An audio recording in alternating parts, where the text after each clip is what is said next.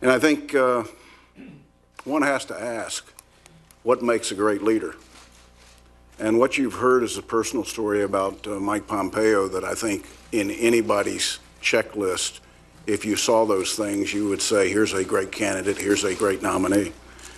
West Point as a teenager, first in his class, a military leader, a lawyer from Harvard, picked for the Harvard Law Review, successful business, served 3 terms representing people from Kansas, and when asked, responded and took, I think, the toughest job at the toughest time, and that was director of the CIA.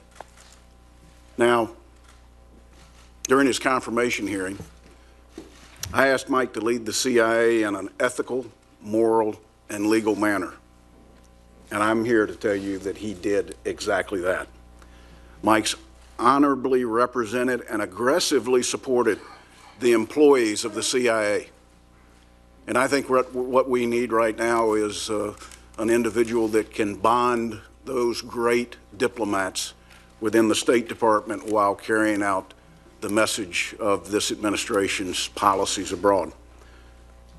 Mike's been responsive, and he's been transparent with the Intelligence Committee, and more importantly, has always spoken the truth.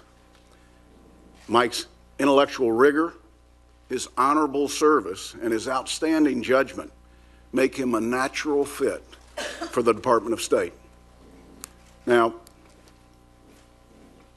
what I want you to take away from this is Mike Pompeo is a good man. And I want to ask you, and I want to ask all our colleagues in the Senate, if there's ever one where you put politics aside, here it is. Mike exemplifies talent. And I think when we look at nominees who we are sent by an administration, we look for somebody that we're proud of. We look for somebody that has the talent to do the job correctly. I would suggest to you that Mike Pompeo represents everything that we pray in a nominee that they would have.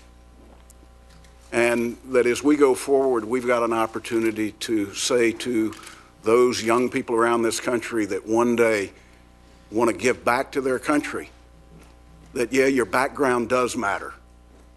We want the best, we want the brightest, we want the ones that are most committed to do it. And we've got an opportunity in Mike Pompeo to select and to confirm an individual that I think speaks for generations to come. I thank the committee for their indulgence. Thank you, Mr. Chairman.